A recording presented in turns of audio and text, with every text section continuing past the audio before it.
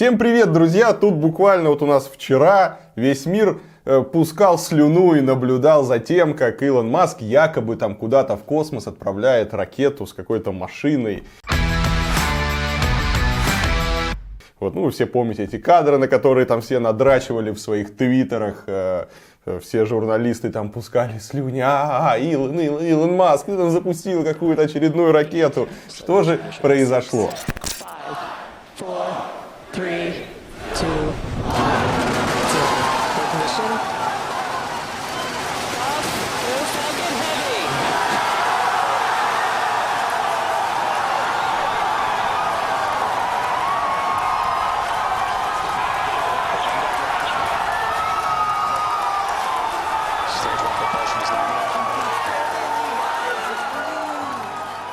Американцы утверждают, что вчера им удалась невероятная штука.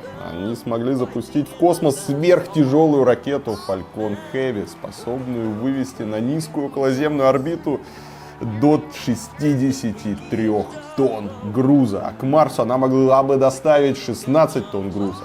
Вот. Но в этот раз груза не хватило, поэтому они запустили туда личный красный родстер Tesla родстер Илон Маска с манекеном по имени Старман, который сидел за рулем и радовал глаз зрителей, когда летал на фоне Земли. Там какие-то шуточки были там на экране, там загоралось, там не надо паниковать, там играла музыка. В общем, красота в лучших традициях Голливуда. И сейчас, по уверению самого Илона Маска, этот автомобиль направляется к поясу астероидов. Так что такая вот красивая история.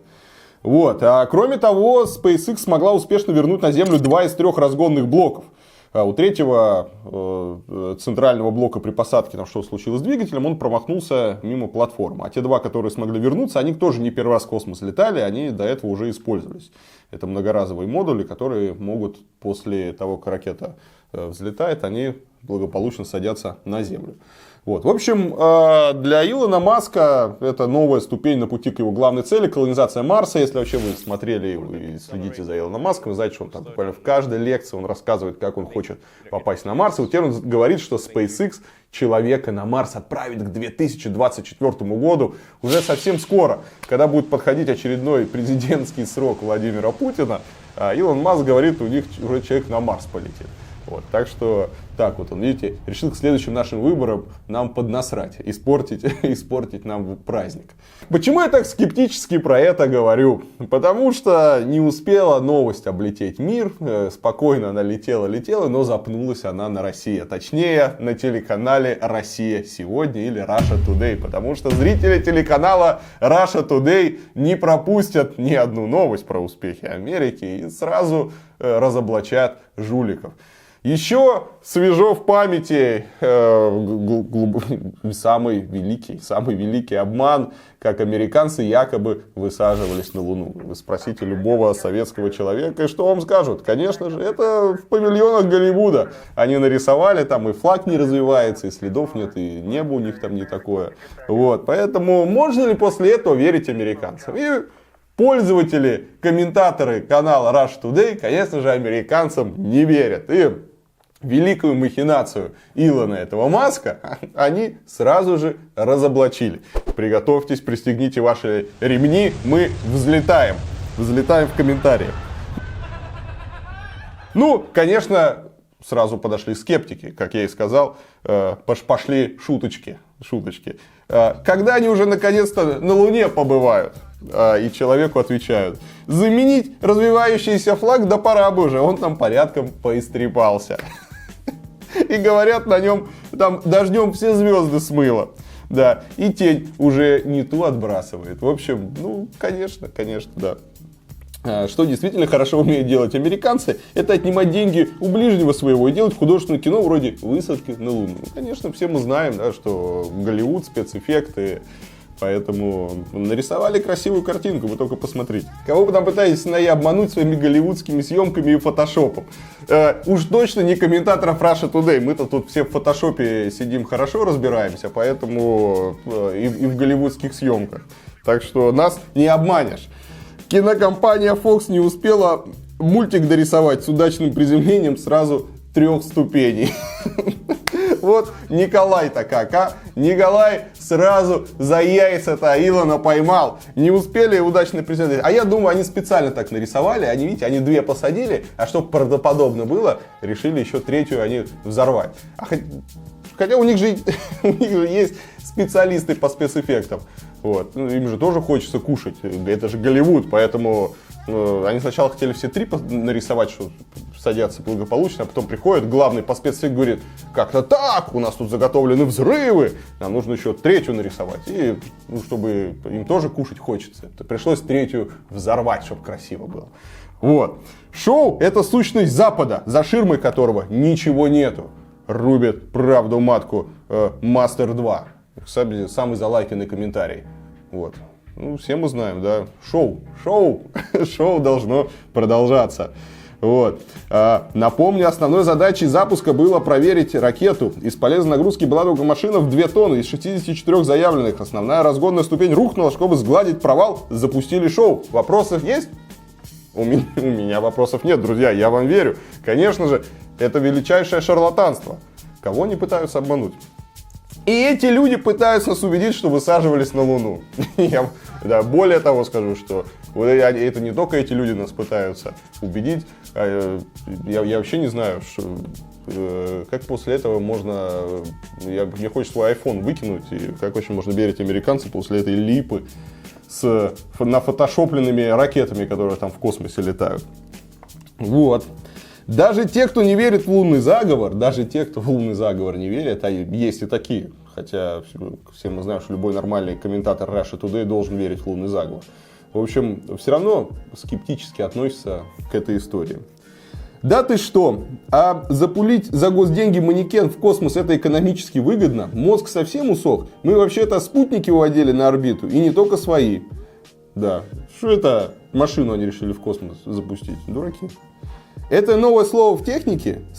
Странно, ракета-носитель энергии покруче будет и во всех отношениях. А почему Маск не спускает свои ступени на парашютах, раз они ему так нужны, и дешевле, и целее будет? Все попахивает очередной американской победой. Америка настолько всемогущая, что Вселенная им защитный от радиации коридор до Луны обеспечивала, и пищеварению астронавтов просто отключала на 8 дней. Настоящие боги с Олимпа, небожители храма на холме. Слушай, мне кажется, сейчас, если Илон Маск, надо ему перевести эти комментарии, надо чувака взять на работу, чтобы он полезные советы дает. А что на парашютах-то не спускаешь свои ракеты, вот эти вот спускаемые модули? Че, парашюта нет?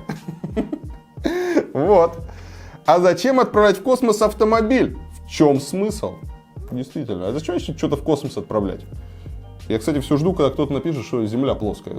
Почему никто не обратил внимания? Это же сразу видно, что фейк. У них там на фоне Земля круглая, а мы-то знаем, что Земля плоская. Я не понимаю всего этого ажиотажа. Ну, запустил мужик в космос 2 тонны. 2 тонны на сверхтяжелой ракете. Японцы неделю назад 2 тонны на сверхмалой ракете запустили. Так что Илон просто срубил бабосиков хороших государств и устроил очередное шоу американской доблести. Тут все у нас как обычно, друзья. Ну, естественно, обычное дело, идешь по полю, 2 тонны в космос мужик запускает, даже не посмотришь. Ну, мало ли, кто-то корову запустит, кто-то трактор, а этот взял машину, решил свою запустить. Обычное дело. Чего вы вообще удивляетесь? Господа, так теперь что, Америка в ракетных двигателях в Москве более не нуждается? Да.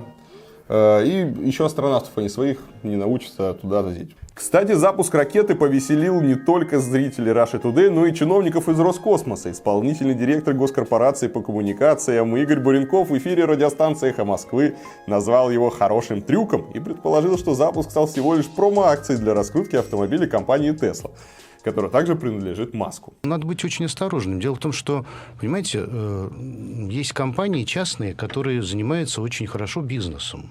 И, в общем, заинтересованы в привлечении дополнительных инвестиций в свой бизнес. Ну и, естественно, они для этого, в общем, разные устраивают промо-акции. Если вы заметили, значит, этот запуск, он сопровождался ведь не пустой какой-то болванкой там, или какой-то там нагрузкой, которую, в принципе, было бы не жалко потерять и в случае неудачи.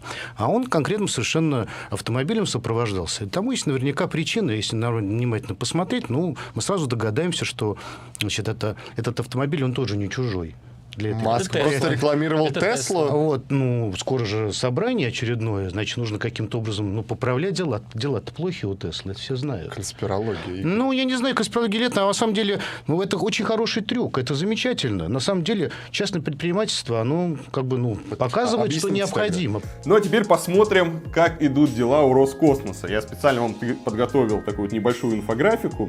И если в 2013 году доля SpaceX на космическом рынке составляла около 10%, тогда как у России было 60%, а у Евросоюза 20%, то в 2017 году доля SpaceX уже достигает 45%. У Евросоюза 40%, а у России всего 15%. А в ближайших планах у Илона Маска довести долю компании на мировом рынке коммерческих пусков до 60%. Это уже в этом году должно произойти. Это означает, что у России останется менее 10%. Но я надеюсь, чиновников Роскосмоса это не огорчит, и они дальше продолжат веселиться вместе с комментаторами «России сегодня». В общем, хорошо, что у нас есть «Россия сегодня» и прекрасные комментаторы, которые разоблачили этого афериста и пройдоху Илона Маска, который дурит мозги всему миру, рассказывает, что он куда-то там летает, но мы-то знаем, нашего человека, нашего комментатора не проведешь. Если серьезно, вся эта история напомнила мне замечательную историю. Однажды я ехал с таксистом, был региональный таксист, и он меня спрашивает: слушай, а вот это Теслы какие-то, я что-то там читал, какой-то разгон, какие-то 2 секунды, 500 км на электродвигателе. Фуфло ведь, это же не может быть, это все лажа, это рекламные проспекты. И я смотрю, и так ему говорю: да, лажа, все, конечно, не бывает, ерунда, не парься, мужик. Он говорит: да, вот, мы с мужиками там в гараже эту тоже тему перетирали и поняли, что все это фигня, не бывает ничего такого, там, наверняка у него двигатель там спрятан где-нибудь под сиденьем, вот, она и едет.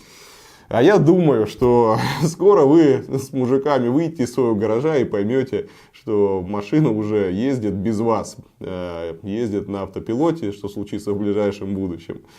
И в отличие от вас, автопилот не будет обсуждать хуй и говорить глупости. С другой стороны, куда-то ж людям придется направлять свою энергию, так что в интернете появится еще больше таких вот прекрасных комментаторов. Друзья, держите свой мозг в чистоте, не смотрите канал Russia Today, потому что, судя по комментариям на их сайте, они там такой уже совсем забористой информацией кормят своих зрителей. А Илон Маск, конечно, гений, это тот человек, который на наших с вами глазах меняет мир, создает будущее. Такие люди, как он, это самое вообще крутое, что может быть. Побольше бы таких людей рождалось, работало. Хотелось бы, конечно, чтобы они были в нашей стране, чтобы из нашей страны они не уезжали. К сожалению, когда ты приезжаешь в Калифорнию, идешь по офисам Кремниевой долины, ты видишь, сколько талантливых ребят, гениальных ребят, они уезжают из России и работают там. Потому что там есть возможность что-то создавать, там ценятся мозги. Вот. А у нас, видимо, пока с этим есть проблемы, учитывая, что люди уезжают. И не забудьте поставить лайк. Все, кто сейчас лайк не поставит, на Марс в 2024 году не летит. Все, пока. He's in the best-selling show. Is a life on Mars.